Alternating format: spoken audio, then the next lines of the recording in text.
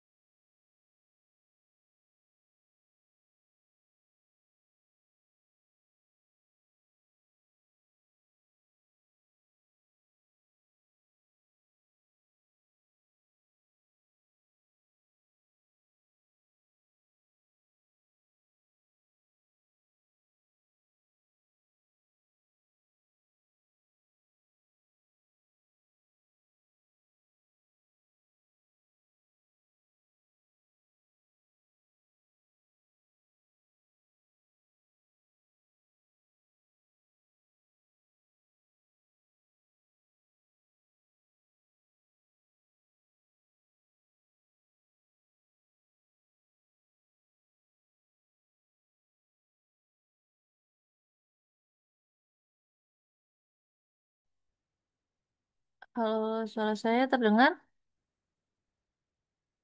Terdengar, Bu. Terdengar, Bu. ini kita langsung eh, mulai aja ya buat perkuliahan kita pada malam hari ini.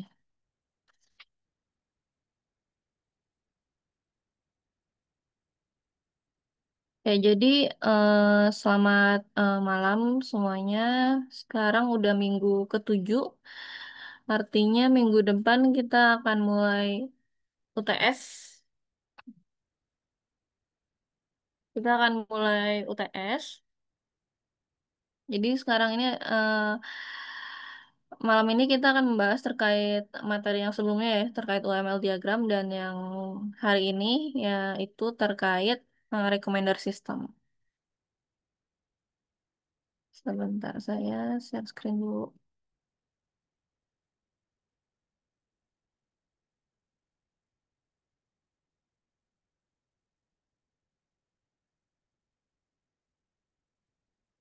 Udah terlihat share screen-nya? Terlihat, Bu. Oke, sebentar.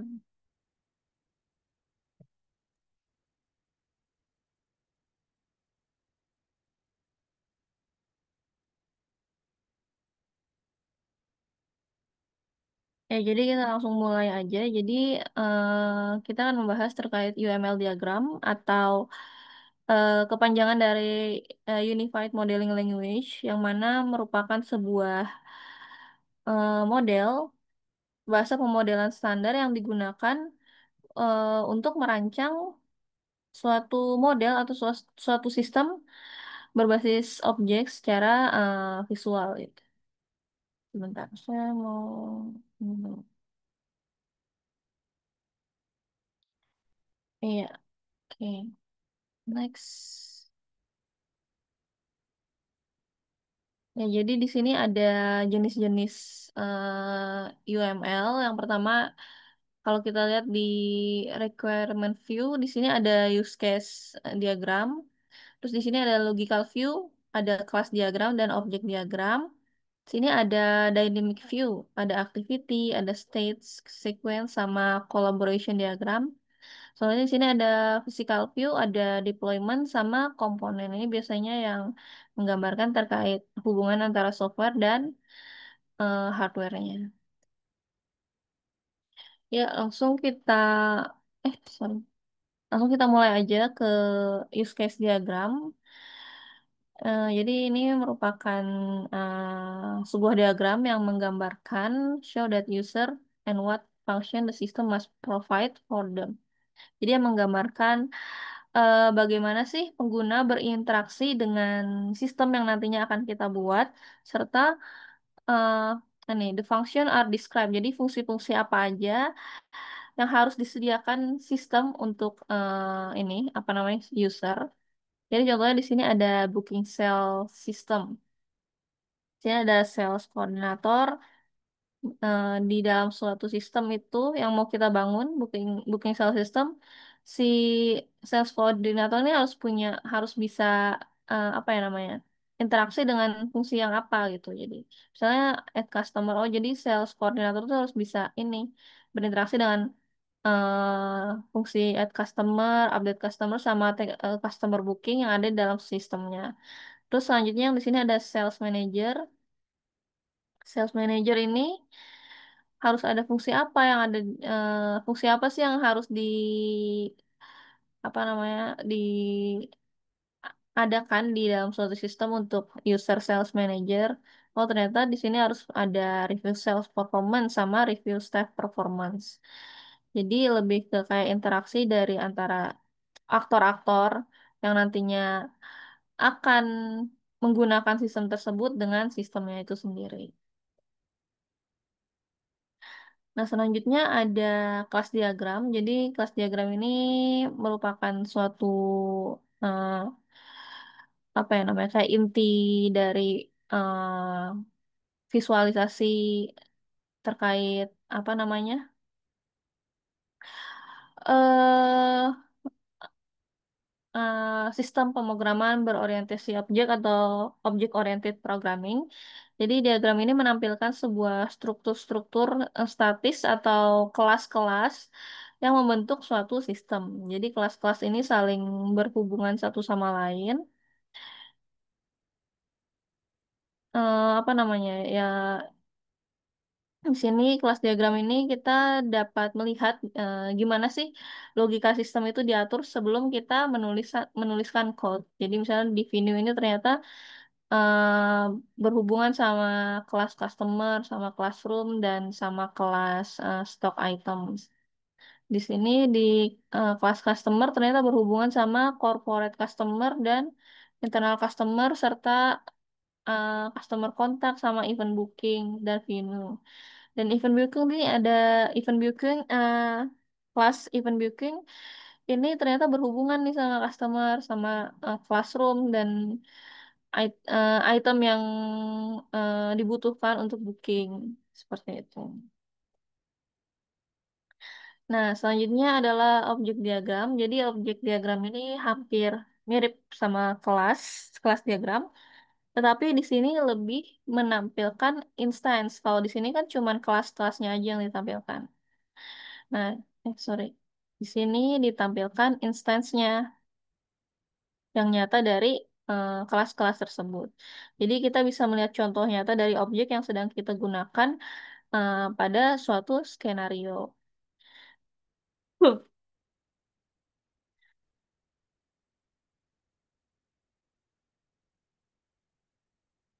Dan di sini ada di Bob author di sini ada instance-nya ada name sama age. Di sini yang di komputer, di PC komputer yang mau di work atau di home ada nama sama memori yang di apa namanya tampilkan. Nah, selanjutnya ada collaboration diagram. Di sini merupakan eh, suatu diagram yang menunjukkan interaksi antar objek. Jadi lebih kayak apa ya? Kayak ini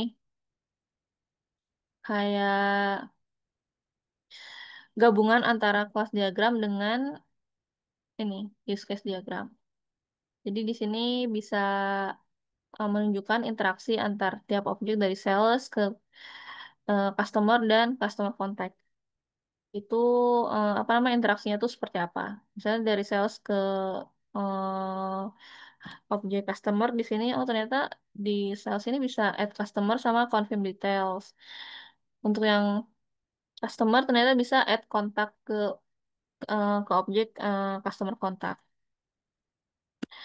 Nah, terus selanjutnya di sini ada sequence diagram. Jadi diagram sequence ini lebih ke kayak menampilkan urutan pesan yang dikirim nanti antar objek untuk melaksanakan suatu proses gitu. Jadi kalau bisa dibilang sequence diagram ini merupakan sebuah workflow dari sebuah sistem.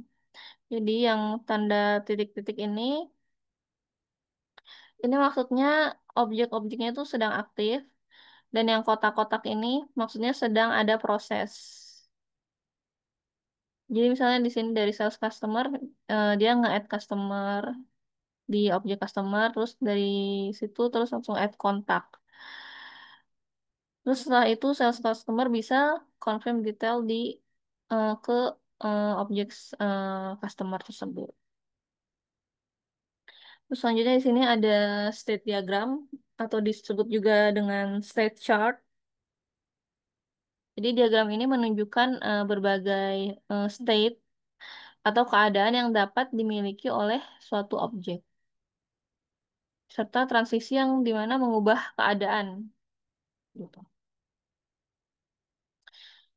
Jadi misalnya kan ini ada profesional. Misalnya kalau di receive bakalan dikonfirm, terus setelah dikonfirm akan statusnya jadi komplit, nanti akan keluar invoice dan selesai. Tapi kalau di cancel, nanti langsung ke titik akhir, titik N-nya. Jadi kalau di state diagram ini yang titik N itu merupakan startnya, Dan titik dan lingkaran ini adalah terminal N-nya. Selanjutnya, jadi activity diagram ini lebih kayak sama kayak flowchart. Jadi basically flowchart. Dia punya decision point sama synchronization bars di sini. Jadi fungsinya itu untuk memperlihatkan logika proses bisnis termasuk yang ini, yang tadi decision points atau titik pengambilan keputusan serta bar-bar apa namanya synchronization yang menunjukkan aktivitas tersebut paralel gitu. Jadi ini lebih kayak menjelaskan bagaimana sih pekerjaan itu mengalir dari satu step ke step yang lainnya. Dan selanjutnya ada komponen diagram. Di sini diagram yang menggambarkan struktur fisik sistem dalam bentuk komponen apa namanya software atau perangkat lunak. Jadi setiap komponen ini bisa berupa modul atau kode yang memiliki apa ya namanya tujuan atau tanggung jawab tertentu gitu. Jadi diagram ini tuh juga menunjukkan gimana sih dependensi antara komponen, misalnya dari event booking sama ke sales dia diary and contacts ini gimana dependensinya seperti itu.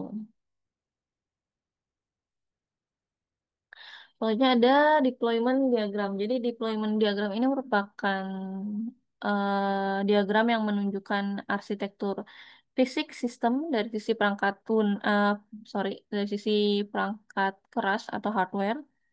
Nah, biasanya diagram ini menggambarkan bagaimana sebuah perangkat lunak itu ditempatkan di node perangkat keras seperti server, contohnya misalnya, atau komputer klien, atau perangkat IoT. Jadi kita juga bisa lihat hubungan komunikasi antar node, misalnya jaringan lokal, terus koneksi cloud, dan sebagainya.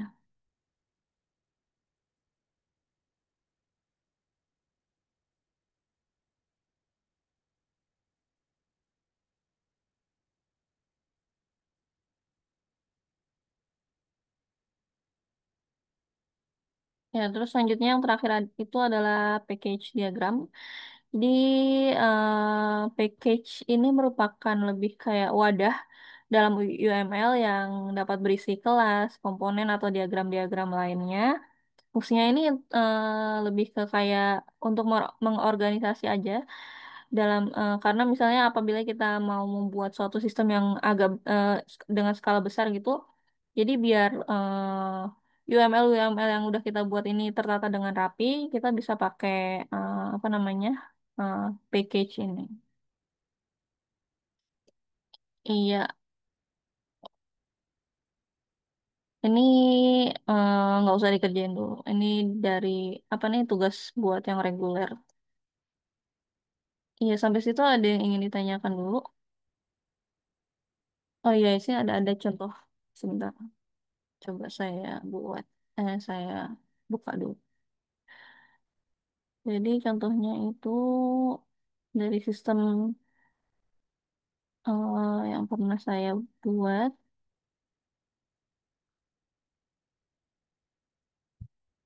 Jadi di sini saya buat, ini udah kelihatan belum ya? Stop share dulu.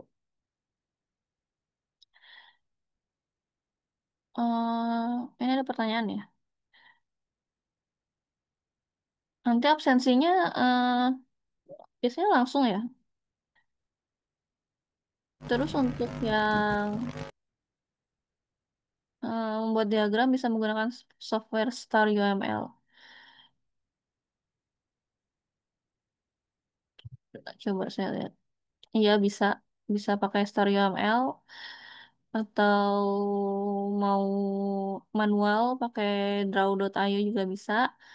Atau kalau bisa apa ya mendefinisikan secara logika bisa langsung pakai plan UML. Coba kita share dulu. Di mana ya?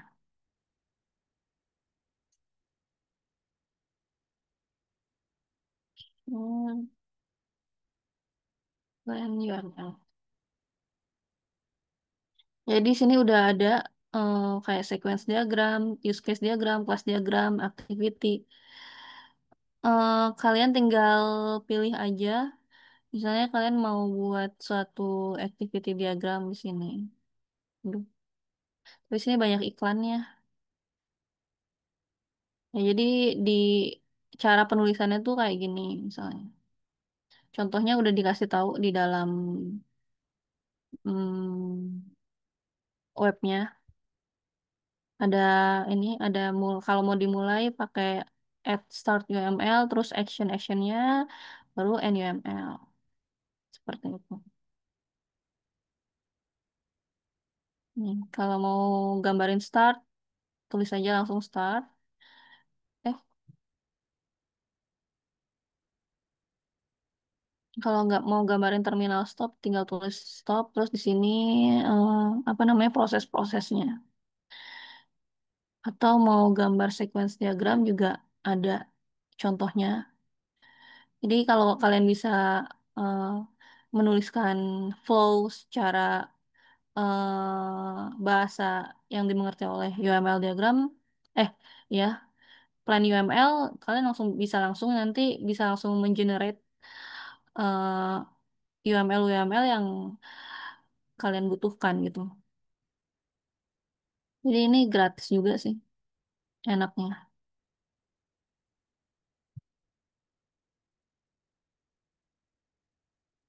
Stop share. Sebentar, contoh.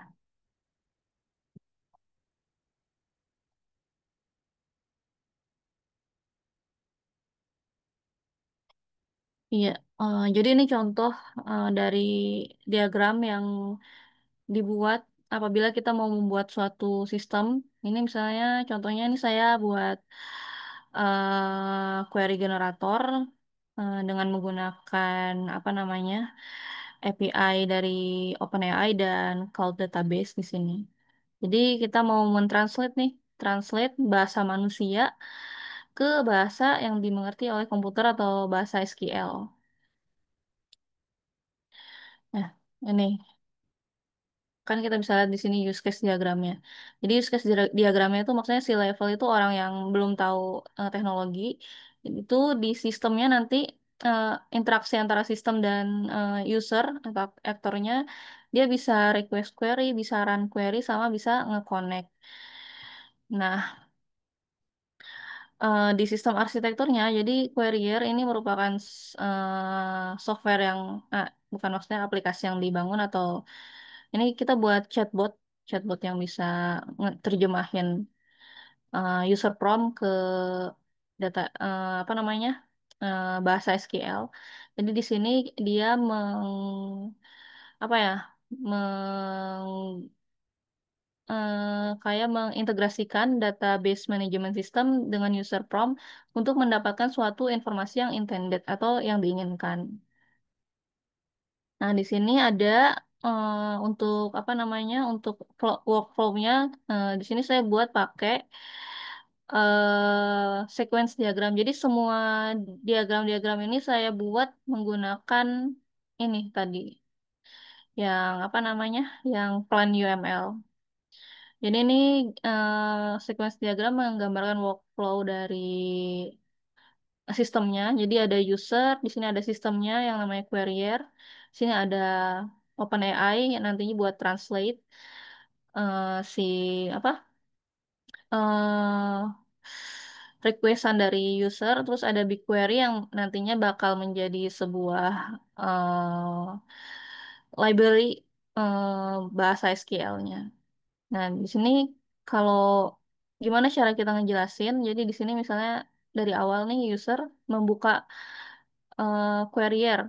Nah, di querier ini langsung nge-fetch metadata ke BigQuery. Nah, di sini BigQuery ini kita pakai Google BigQuery, jadi database SQL terbesar. Terus nanti dari BigQuery itu bakal mengirimkan metadatanya. Nah, apabila si user eh, mengirimkan suatu prompt, nanti querier ini bakal mentransmit prompt atau requestan dari user ke eh, apa namanya sini text gen AI dari API-nya OpenAI. Nanti dari sini akan ditranslate ke dalam bahasa query. Setelah itu eh, bakal ditampilkan ke si user hasil dari bahasa query yang sudah ditranslatekan. Nah, terus selanjutnya di sini sistem langsung akan menanyakan ke user nih bakal mau di run langsung atau di-execute langsung atau enggak. Misalnya kalau user mengiyakan atau memberikan sebuah consent untuk menjalankan query-nya, nanti si querier ini langsung mengexecute query. Nanti query responnya akan di-display di user interface-nya. Jadi contohnya ini seperti ini hasilnya. Ini misalnya bahasa manusia nih, kayak misalnya kita mau tolong berikan saya 5 baris pertama dari data from one table in test 01 dataset. Nah, nanti si chatbotnya bakal nge-translatein hasil dari bahasa manusia ini ke bahasa SQL. Jadi misalnya kayak gini. Hasilnya kayak gini. Oh, ternyata kalau kita mau minta first five row, bahasa SQL itu kayak gini. Jadi select bintang terus from limit 5 karena kita cuman mau minta 5 baris pertama. Nah, nanti di sini kita butuh konsen dulu dari si usernya. Kalau usernya klik yes, baru nanti si chatbot akan menampilkan ini. Di atasnya akan menampilkan eh, apa yang diminta oleh user tersebut. Jadi contoh penerapan UML-nya seperti itu.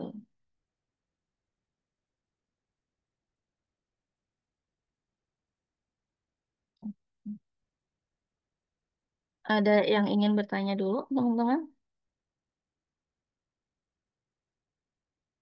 Sebelum lanjut ke materi recommender system.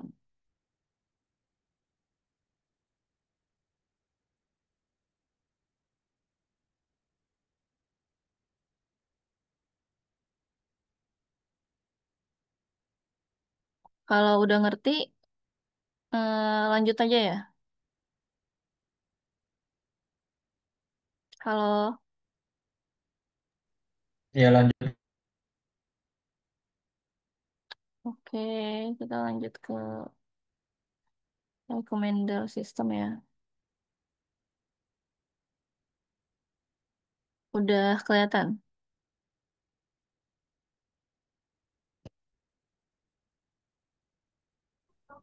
Sudah, Bu. Oke, ya kalau gitu kita lanjut ke materi kita pada malam hari ini terkait sistem rekomendasi atau recommender system. Jadi oke. Jadi secara sederhananya sistem rekomendasi ini merupakan sebuah algoritma.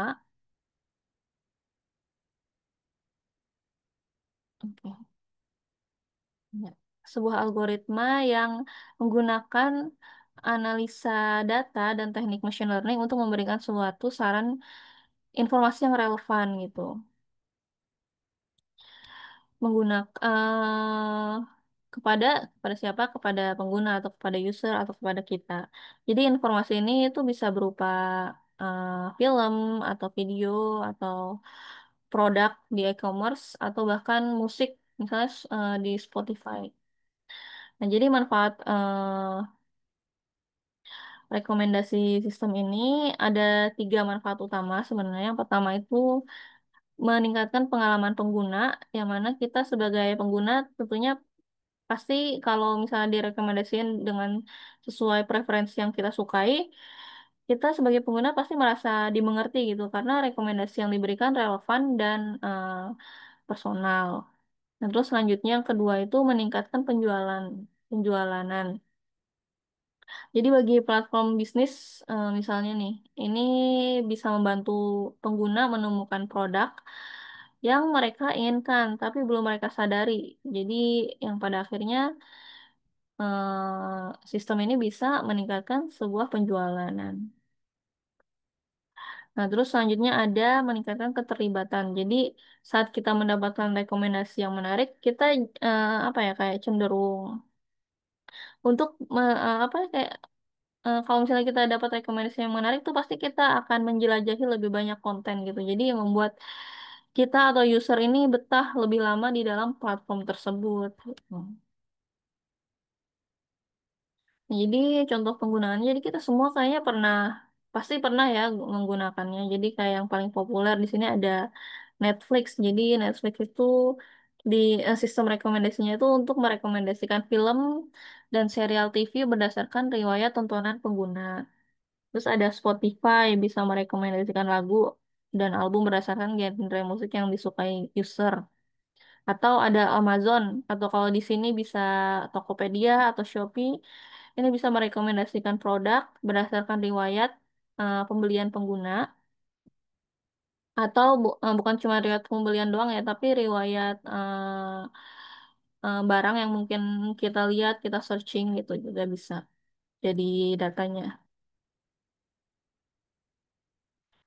Iya, jadi di sini secara umum ada dua pendekatan utama untuk sistem rekomendasi. Yang pertama itu ada content based filtering, yang kedua ada collaborative filtering. Jadi kalau content based filtering ini logikanya kayak kita atau user menonton film A nih misalnya. Nah, ternyata di film B ini memiliki fitur atau konten yang similar atau mirip gitu. Nah, nanti si sistem akan merekomendasikan film B ini ke usernya. Itu berdasarkan konten yang ditonton oleh user. Nah, terus ada di sini ada collaborative filtering. Nah, kalau collaborative filtering ini logikanya kayak eh, menggunakan data dari similar user. Jadi, misalnya kita sama user yang lain gitu punya apa ya namanya? Suka sama film yang sama gitu misalnya. Nah, tapi ternyata user eh, ini belum pernah nonton film yang pernah di film satu film yang belum satu film yang udah ditonton sama user yang pertama gitu misalnya.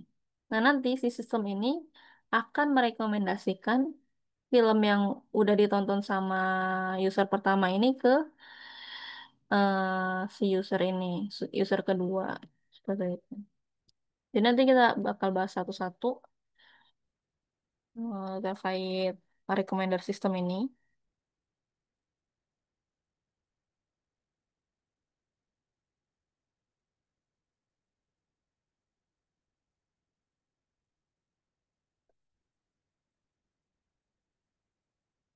Ya, yang pertama itu kita masuk ke content based recommender system. Ya, jadi ini visualisasinya atau how si content based recommender system itu bekerja. Jadi fungsinya adalah memprediksi rekomendasi baru pada user berdasarkan ini nih, fitur item yang dia tanggapi secara positif. Jadi semakin banyak user terlibat atau memberikan tanggapan, nanti sistem yang akan kita buat semakin akurat gitu. Ini contohnya nih, kayak di sini. Jadi user ini ternyata suka sama item pertama dan item kedua. Nah, ternyata di item ketiga ada kesamaan kesamaan fitur, entah itu genrenya kah atau aktornya kah gitu. Nah, nanti film ketiga ini nanti akan direkomendasikan oleh si sistem. Nah, terus di sini ada tiga istilah penting dalam content based filtering. Yang pertama itu adalah utility matrix. Jadi utility matrix ini merupakan sebuah tabel data yang mencatat semua interaksi antara pengguna dan item. Jadi tabelnya itu berisi informasi interaksi antara user dan item yang disukai. Data yang dikumpulkan ini dari aktivitas pengguna sehari-hari yang disimpan dalam format terstruktur. Berarti datanya data tabel ya, berupa tabel. Terus di sini ada user profile. Di sini adalah profil selera si user. Jadi isinya berupa vektor-vektor yang mendefinisikan preferensi dari si user. Nah, untuk film misalnya fiturnya bisa berupa aktor, mungkin kesukaannya, sutradaranya, terus eh, pokoknya yang apa namanya termnya berdasarkan aktivitas dan teks si user tersebut. Dan di sini ada item profile. Item profile ini adalah profile fitur dari sebuah item.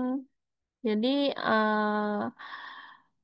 sistem nanti bakal menggunakan fitur-fitur dari setiap item untuk menentukan kesamaan nih antara item-item yang nantinya akan menjadi suatu rekomendasi. Contohnya, misalnya si user suka sama aktor ini nih, jadi dia nonton film yang ada aktor itunya aja gitu.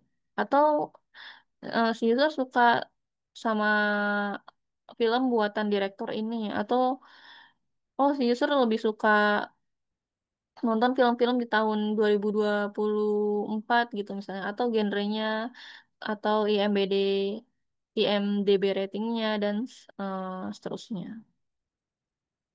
Nah, ini jadi ada contoh di sini terkait permasalahan content based recommender system. Jadi ada user yang udah menonton 3 film. Nah, di sini user ini udah memberikan rating nih di tiap film. Jadi di film yang pertama, film Batman versus Superman, ratingnya 2. Film Guardian of the Galaxy ratingnya 10. Terus ada film Captain America ratingnya 8. Nah, kita coba buka fitur-fitur yang ada. Oh, ternyata di sini kita mau pakai fitur genre. Nah, ternyata di film pertama ada genrenya tuh adventure sama superhero. Terus di film kedua, Guardian of the Galaxy ada komedi, adventure, superhero sama sci-fi. Terus yang ketiga ada genrenya komedi dan superhero. Nah, di sini tugas sistem adalah memprediksi. Jadi kira-kira berapa sih rating yang akan diberikan user ini untuk film-film yang belum ditonton oleh si user tersebut. Misalnya untuk film Hitchhiker's Guide to the Galaxy berapa, untuk film Batman Begins berapa, untuk Spider-Man berapa. Nah, si sistem harus bisa nih memprediksi kemungkinan-kemungkinan rating yang nantinya akan diberikan oleh user tersebut. Caranya gimana? Caranya adalah dengan membangun user profile. Jadi kita eh apa namanya? Menghitung eh weight the genre atau bobot genrenya. Caranya gimana? Ini kan kita udah punya nih user rating dari user di 3 film yang udah dia tonton. Nah, di situ untuk mendapatkan sebuah bobot genre tersebut, jadi kita harus mengalihkan dengan movie matrix. Nah, movie matrix ini datangnya dari mana? Ini lebih ke kayak data discrete aja. Jadi misalnya kalau tergantung dari genrenya ya tadi. Kan ini yang Batman versus Superman cuma 2 genrenya ya. Ada adventure sama superhero. Berarti yang komedi dikasih 0, yang adventure dikasih 1, superhero dikasih 1, sci-fi dikasih 0. Terus yang di Guardian of the Galaxy ada 4. Jadi genrenya full lengkap. Komedi, adventure, superhero, sama sci-fi. Jadi beri nilai satu, satu, satu, satu. Terus yang di Captain America ternyata cuma komedi sama superhero. Diberikan nilai satu di komedi dan satu di superhero. Nanti hasil movie matrix ini akan dikalikan dengan input user ratingnya. Misalnya nih, dari ratingnya si Superman versus Batman itu ratingnya 2. Terus dikali sama movie matrixnya. Kan ini movie matrixnya 0110. Berarti hasilnya 0220. Terus yang selanjutnya ratingnya 10 di film kedua. Karena ini movie matrixnya bernilai satu semua, berarti hasilnya full 10, 10, 10, 10. Terus di sini ratingnya ada 8. Di komedi berarti nilainya 8, di superhero nilainya 8. Nah, gimana cara kita mendapatkan user profile? Nah, user profile ini didapatkan dari average tiap genre. Jadi kita jumlahkan dulu, kita sum semua total dari bobot genre matrix ini, baru kita apa namanya, average kan per genrenya. Misalnya ini kayak 10 tambah 8, 18 kan ya. 2 tambah 10, 12. Jadi 18 tambah 12, 30. Sini ada 2 tambah 10 tambah 8, berarti 20. 20 tambah 30 tadi ada 50, ditambah 10. Jadi total keseluruhan bobot genre matrix itu adalah 60. Nah, untuk mendapatkan user profile komedi, ya nanti tinggal dibagi aja. Dari misalnya yang komedi kan dari 3 film ini hasil sumnya atau hasil penjumlahannya itu berarti 18. Berarti 18 per 10 hasilnya 0,3. Nanti ini juga selanjutnya seperti itu. Untuk mendapatkan sebuah user profile.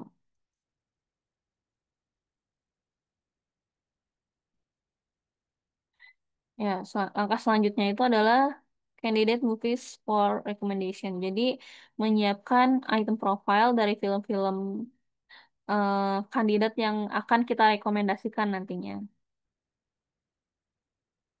Nah, jadi kita petakan dulu nih genrenya sama kayak yang tadi, Movie Matrix. Di sini kita lihat di Hitchhiker kan ada 3 nih, ada komedi, adventure, sama sci-fi.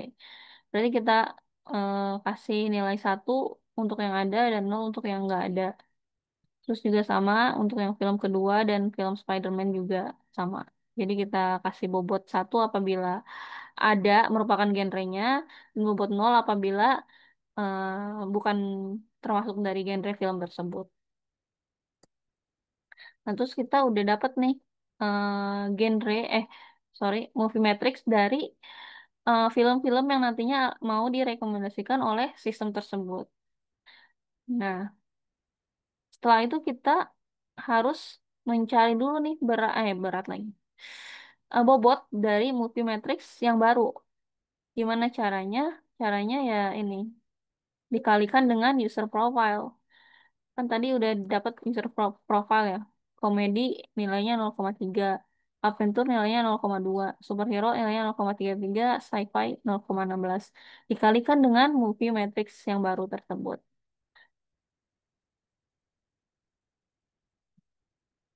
Nah, hasilnya ini setelah dikalikan akan mendapatkan bobot movie matrix. Jadi rekomendasi sistem itu adalah penjumlahan dari keseluruhan genre per film.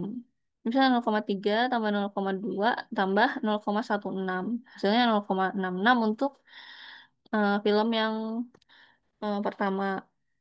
Film yang akan direkomendasikan yang pertama. Terus yang untuk film yang akan direkomendasikan yang kedua ternyata cuma 0,33 nih nilainya. Terus yang terakhir yang film Spider-Man ternyata dapat nilai rekomendasi 0,63. Ya, jadi berdasarkan apa ya namanya hasil dari perhitungan ternyata yang mendapatkan skor tertinggi itu adalah yang ini ya, Hitchhiker Guide to the Galaxy. Terus yang Batman mendapatkan poin 3,3 dan Spider-Man mendapatkan poin 6,3. Nanti sistem akan memilih nilai yang tertinggi. Nah, yang tertinggi kan nilainya yang Hitchhiker Guide to the Galaxy. Nanti sistem bakal merekomendasikan film ini ke user tersebut. Seperti itu.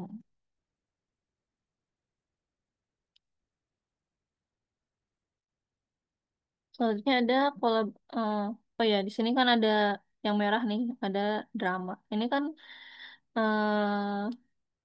apa namanya? Di luar dari fitur-fitur yang fitur-fitur histori dari si apa namanya user ya. Jadi kemungkinan nggak bakal direkomendasiin film ini. Selanjutnya kita masuk ke kolaboratif base recommender system.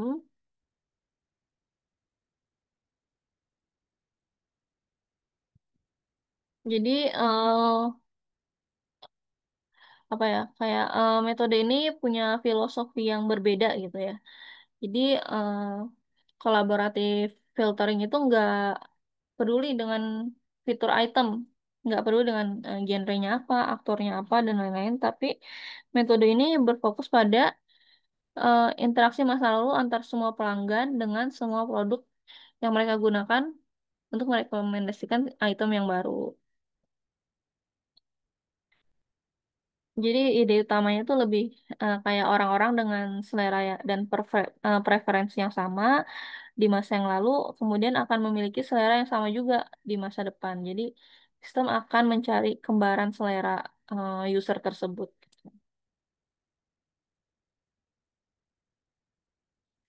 Nah, jadi metode kolaboratif ini dibagi jadi dua. Yang pertama ada user base, yang kedua ada item base.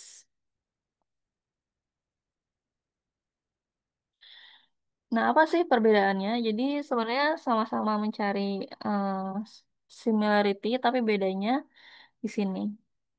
Kalau user base itu kita mencari similar user atau pengguna yang mirip. Jadi contohnya di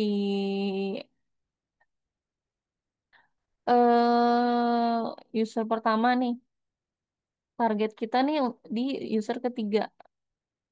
Oh, user pertama ini udah nonton 3 movie. Jadi movie apa ini namanya? Spider-Man movie pertama, terus ada movie kedua dan movie ketiga. Nah, terus di sini user ketiga kan bisa kita lihat dia juga nonton ternyata di film yang item ketiga dan film di item keempat. Nah, nanti karena mereka punya preferensi yang sama terhadap kedua film ini, nanti movie yang udah ditonton sama user pertama akan direkomendasikan ke user ketiga. Nah, selanjutnya di sini item base. Nah, item base ini kita mencari sebuah item yang similar atau yang mirip gitu. Berdasarkan pola rating gitu. Misalnya di sini user pertama sama user kedua itu punya preferensi dia suka film user pertama punya suka film yang pertama film Batman versus Superman sama ini Captain America. Terus di user kedua dia suka Batman dan Superman sama Captain America juga. Oh, ternyata di user ketiga dia juga suka nih Captain America. Nah, di kelompok user yang udah banyak tontonannya, ini kan ada mereka sama-sama nonton si Batman versus Superman ya. Nah, nanti movie ini, item ini akan direkomendasikan ke si user ketiga.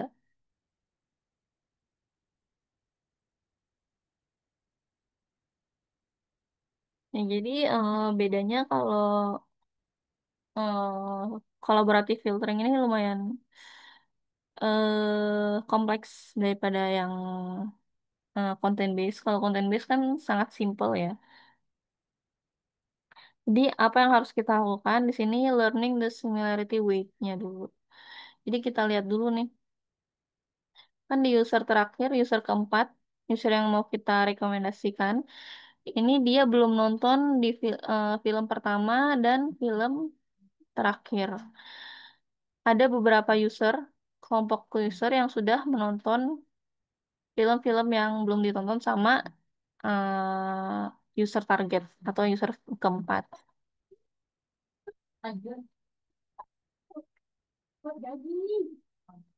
Ya, jadi kita coba nih cari calculate level of similarity. Jadi nilai-nilai 0,7, 0,9, 0,4 ini adalah hasil perhitungan dari ini pengukuran yang menggunakan metode ada tiga metode biasanya ada Euclidean distance, ada Pearson correlation, sama ada cosine similarity. Jadi misalnya orang-orang eh, biasanya sih kalau mau simple pakai cosine similarity aja. Sini hasil dari perhitungan apa namanya preferensi dari user pertama ke user ketiga ternyata level of similarity-nya 0,7 dari user eh, target ke user kedua. Oh ternyata preferensinya level of similarity-nya 0,9. Terus dari user target ke user pertama, oh ternyata apa namanya level of similarity-nya cuma 0,4. Next. Jadi kan kita udah tahu nih level of similarity-nya. Sekarang kita mau ambil dulu rating matrix subset yang belum ditonton oleh user target. Nanti dikalikan dengan similarity index yang di ini, level of similarity yang udah kita hitung tadi. Udah kayak gitu, untuk menghasilkan sebuah bobot rating matrix, jadi kita kalikan nih rating matrix subset dengan similarity matrixnya. Ya, 9 kali 0,4 hasilnya di film pertama 3,6. Terus di user kedua dia nonton dua-duanya. Ini ada 2 dikali 0,9 untuk movie pertama. Jadi hasilnya 1,8 bobotnya. Terus untuk yang di movie kedua yang bakal direkomendasi nanti hasilnya ternyata 7,2 bobotnya. Terus yang di user ketiga ada ratingnya 5 untuk movie pertama dan rating 7 untuk movie yang kedua. Nanti dikalikan hasilnya menghasilkan bobot untuk film pertama itu 3,5 dan 4,9 untuk apa film kedua. Nah, setelah itu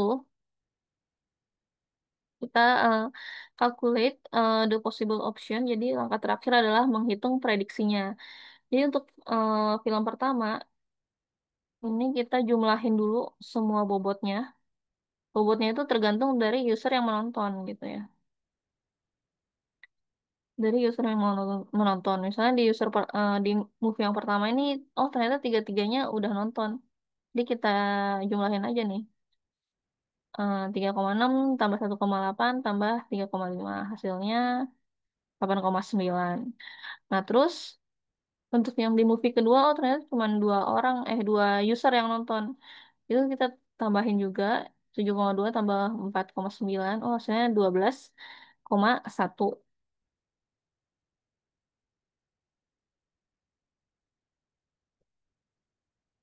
12,1. Nah, terus untuk weight sum-nya, ini itu hasil dari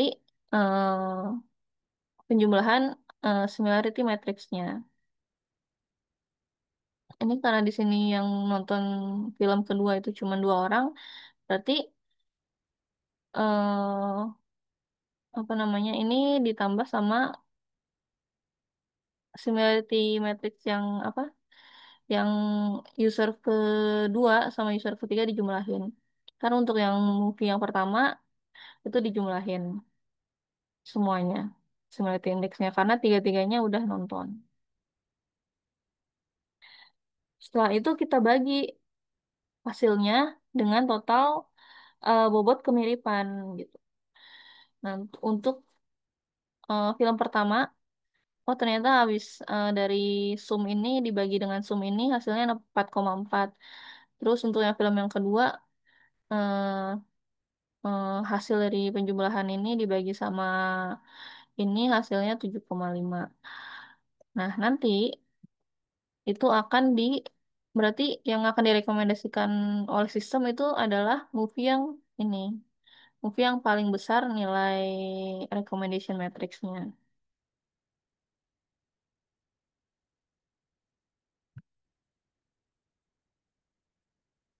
Ya, selanjutnya ini lebih ke merangkum proses user base secara visual. Jadi biasanya kita menggunakan KNN atau K nearest neighbor. Kalau user base collaborative filtering kan kita berarti berdasarkan similarity antar user ya kan. Jadi di sini kita ambil data user atau data baris user baris yang ke bawah yang kita ingin beri rekomendasinya. Terus setelah itu kita cari KNN-nya, yaitu K pengguna atau K user lain yang datanya paling mirip gitu. Datanya paling mirip. Nah, nanti kita bisa lihat item apa aja sih yang disukai oleh si tetangga itu gitu. Nanti rekomendasi item yang paling populer di antara mereka yang tentunya belum dilihat oleh user nanti akan menjadi sebuah target rekomendasi. Ini contohnya seperti ini. Ini kan ada apa ya namanya keterangannya. Kalau hijau positive interaction, yang orange netral interaction, sama merah itu negative interaction. Nah, terus yang item based collaborative filtering ini sama juga, jadi merangkum proses item based. Jadi kita identifikasikan dulu item yang disuka oleh user. Kalau user kan tadi ke bawah ya baris. Nah, kalau item itu ternyata ini kolomnya gitu. Set. Jadi kita identifikasikan dulu item yang disukai oleh user target dan preferred item ada di sini di barisan sini. Nah, terus setelah itu kita ambil data item tersebut di kolom, terus kita cari nearest itemnya atau ke item yang polanya paling mirip, polanya paling mirip yang sering disukai oleh user yang sama. Jadi setelah itu setelah kita melihat kemiripan pola nanti eh, sistem akan merekomendasikan ke item terdekat tersebut kepada si user. Nah, selanjutnya di sini adalah perbandingan antara content based sama kolaboratif filtering. Jadi content based ini sebenarnya butuh banyak informasi terkait fitur item. Jadi ini lebih apa ya kayak sangat bergantung pada domain knowledge yang harus bisa mendefinisikan fitur-fitur ini secara manual gitu. Dan terus di sini ada collaborative filtering. Di sini metodenya sangat simple sebenarnya kalau secara definisi ya. Jadi kita cuman bisa kita cuman menggunakan eh, historical interaction data perilaku pengguna. Jadi kita nggak perlu tahu nih apa genrenya atau aktornya atau direktornya. Jadi semuanya dipelajari secara sistematis oleh sistem. Jadi kalau secara sederhananya content base itu butuh data item, sedangkan kolaboratif itu butuh data perilaku pengguna. Jadi kesimpulannya di sini sistem rekomendasi merupakan alat ya yang sangat powerful untuk membantu pengguna untuk apa namanya menemukan suatu informasi yang relevan dan menarik. Jadi tujuannya itu sangat jelas, yaitu meningkatkan pengalaman pengguna, terus meningkatkan penjualan, dan meningkatkan keterlibatan atau engagement. Terus untuk dua metode yang udah kita bahas tadi, yang content based filtering ini lebih ke menganalisa fitur item yang mirip, dan collaborative filtering ini lebih ke menganalisa pengguna lain yang seleranya sama. Iya, jadi untuk materi hari ini sampai di sini saja. Kira-kira ada yang ingin ditanyakan buat teman-teman dari teman-teman?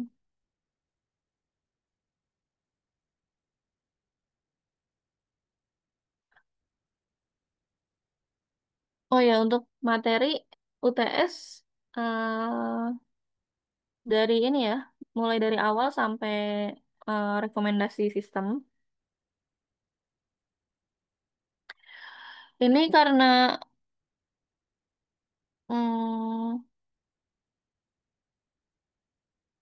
UTS-nya minggu depan.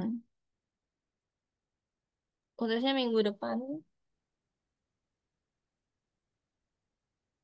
Jadi dari teman-teman maunya pilihan ganda atau essay ya buat UTS? Pilihan ganda, Bu. Pilihan ganda, Bu. Pilihan ganda ya. Ganda, Bu. Oke. Tapi kalau pilihan ganda banyak ya.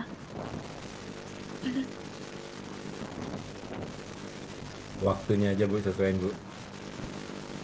Oke.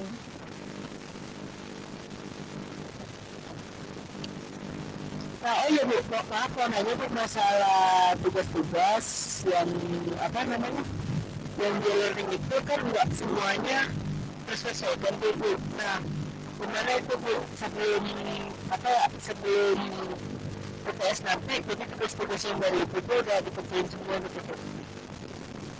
Oh ya boleh. Nanti saya buka aja ya lagi. Nah, kayak di chat sekitar tahun baik tapi yang ngerjain Oh iya, sebenarnya yang UML diagram harusnya kalian dapat tugas juga untuk menggambar diagram UML. Nah, tapi ini baiknya hari ini atau mm, setelah UTS aja ya. Kan kemarin kalau yang dari kelas reguler saya suruh buat 4 UML diagram karena mereka udah ada kelompok di situ. Tapi kan kalian belum ada kelompoknya di sini. Jadi tadinya saya mau kasih eh, minta satu eh, gambarin atau kalian cari case sendiri, terus gambarin sequence diagram dari case tersebut gitu.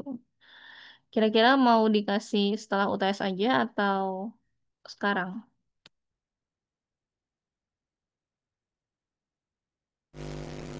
mungkin untuk pekerjaan setelah UTS sih Bu ya. Kenapa? Ya mungkin untuk pekerjaannya setelah UTS itu Bu. Oh, setelah UTS aja ya berarti. Oke. Ya, dari teman-teman ada yang mau ditanyakan lagi nggak?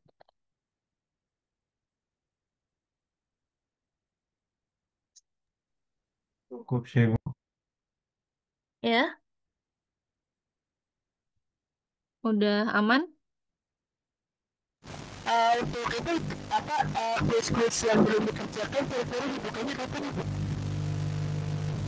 Kayaknya besok baru saya buka lagi ya. Nanti saya infoin ke kalian kalau udah saya buka lagi. Baik, terima kasih Bu. Iya, ya kalau nggak ada pertanyaan, mungkin kita cukupkan untuk perkuliahan kita pada malam hari ini. Jadi untuk materinya mulai dari awal sampai materinya sampai rekomendasi sistem ya yang terakhir. Ya kalau udah nggak ada pertanyaan lagi, eh, kita tutup aja ya. paparan kita pada malam hari ini. Terima kasih buat semuanya yang udah datang. Terima kasih, Bu. Makasih, Iya. Bu. Terima kasih Bu. Yuk. Salam.